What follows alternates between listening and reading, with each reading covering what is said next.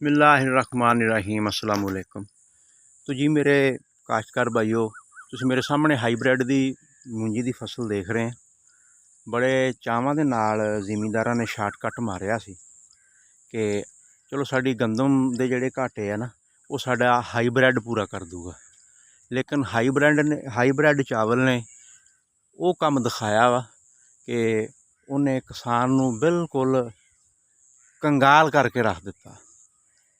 ਇਹਦੀ ਅਗਰ ਲਵਾਈ ਦੀ ਗੱਲ ਕੀਤੀ ਜਾਵੇ ਨਾ ਤੇ ਜਿਸ ਟਾਈਮ 'ਤੇ ਕਾਸ਼ਤ ਹੋਇਆ ਵਾ ਉਦੋਂ ਲੇਬਰ ਵੀ ਅਵੇਲੇਬਲ ਨਹੀਂ ਸੀ, ਕਿਉਂਕਿ ਗੰਦਮ ਦਾ ਜ਼ੋਰ ਸੀਗਾ ਅਤੇ ਗੰਦਮ ਦੇ ਵੱਢ 'ਚ ਫੌਰੀ ਬਾਅਦ ਇਹ ਕਾਸ਼ਤ ਕਰਨੀ ਹੁੰਦੀ ਹੈ ਅਤੇ 14,000 ਰੁਪਈਆ ਨਾ ਲੇਬਰ ਨੇ ਲਿਆ ਇਹਦੀ ਲਵਾਈ।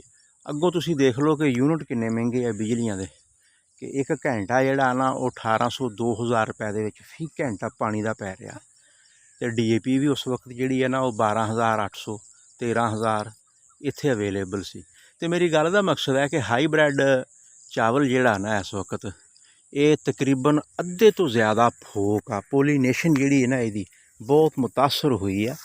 ਇਹ ਤੁਸੀਂ ਹੁਣ ਦੇਖ ਲਵੋ ਕਿ ਇਹ ਹਾਲਾਤ ਜਿਹੜੇ ਆ ਨਾ ਇਸ ਦੇ ਇਹ ਹਾਲਾਤ ਹੋਏ ਖੜ੍ਹੇ ਆ। ਅਗਰ ਇਹਦੀ ਅਸੀਂ ਕੋਈ ਸਿਹਤਮੰਦ ਤੋੜ ਵੀ ਲਈਏ ਨਾ ਅਤੇ ਆਹ ਵੇਖ ਲਓ, ਇਹਨੂੰ ਬਲਾਸਟ ਨੇ ਅਤੇ ਭਬਕੇ ਨੇ, ਅੱਧਾ ਭਬਕੇ ਨੇ ਅਤੇ ਬਲਾਸਟ ਨੇ ਤਬਾਹ ਕਰ ਦਿੱਤਾ। ਅੱਛਾ, ਉੱਤੋਂ ਇਹਦਾ ਰੇਟ ਕੋਈ ਨਹੀਂ ਗਾ, ਰੇਟ ਇਹਦਾ ਹੈ ਹੀ ਨਹੀਂ ਗਾ।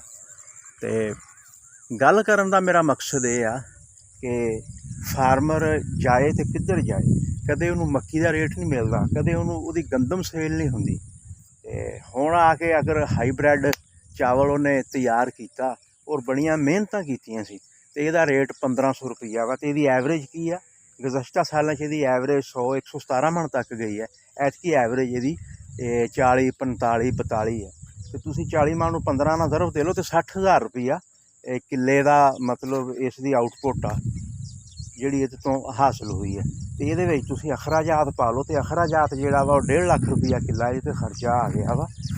ਇਸ ਦਾ ਸੀਡ, ਉਹਾਈ, ਫਿਰ ਇਸ ਦਾ ਪਾਣੀ, ਫਿਰ ਇਸ ਦੀ ਲਵਾਈ, ਫਿਰ ਇਸ ਦਾ ਫਰਟੀਲਾਈਜ਼ਰ, ਫਿਰ ਇਸ ਦਾ ਪੈਸਟੀਸਾਈਡ, ਫਿਰ ਇਹਦੇ 'ਚ ਤੁਸੀਂ ਦੇਖ ਲਓ ਕਿ ਯੂਰੀਆ ਕਿੰਨਾ ਇਸਤੇਮਾਲ ਹੋਇਆ ਵਾ, ਦਾਣੇਦਾਰ ਜ਼ਹਿਰਾਂ ਕਿੰਨੀਆਂ ਇਸਤੇਮਾਲ ਹੋਈਆਂ ਵਾ ਅਤੇ ਸਪਰੇਆਂ ਕਿੰਨੀਆਂ ਇਸਤੇਮਾਲ ਹੋਈਆਂ ਵਾ, ਅਤੇ ਉੱਤੋਂ ਠੇਕੇ ਕਿੰਨੇ ਮਹਿੰਗੇ ਆ। ਅਤੇ ਮੇਰਾ ਵੀਡੀਓ ਦਾ ਮਕਸਦ ਇਹ ਆ ਕਿ ਜਿੱਦਾਂ ਵੀ ਆ ਜੋ ਵੀ ਆ ਸਾਡੀ ਜਿਹੜੀ ਹਕੂਮਤ ਆ ਉਹਨੂੰ ਇਸ ਬਾਰੇ ਤਵੱਜਾ ਦੇਣੀ ਚਾਹੀਦੀ ਆ। ਸਾਡੇ ਜ਼ਰੀਏ ਸੈਕਟਰ ਨੂੰ ਤਬਾਹ ਹੋਣ ਤੋਂ ਬਚਾਉਣਾ ਚਾਹੀਦਾ ਵਾ।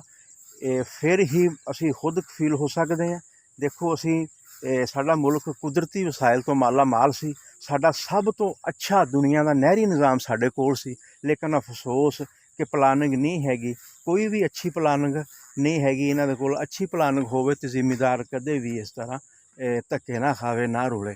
ਉਹਨੂੰ ਸਸਤੀ ਫਰਟੀਲਾਈਜ਼ਰ ਮਿਲੇ, ਸਸਤਾ ਪੈਸਟੀਸਾਈਡ ਮਿਲੇ, ਟਰੈਕਟਰ ਉਹਨੂੰ ਬਿਲਕੁਲ ਰੀਜ਼ਨੇਬਲ ਜਿੰਨੇ ਪੈਸਿਆਂ ਦਾ ਬਣਦਾ ਵਾ ਉਹਦੇ 'ਤੇ ਟੈਕਸ ਖਤਮ ਹੋਣੇ ਚਾਹੀਦੇ ਆ ਔਰ ਆਸਾਨੀ ਨਾਲ ਅਵੇਲੇਬਲ ਹੋਣਾ ਚਾਹੀਦਾ। ਬਿਜਲੀ ਸਾਡੀ ਸਸਤੀ ਹੋਣੀ ਚਾਹੀਦੀ ਹੈ।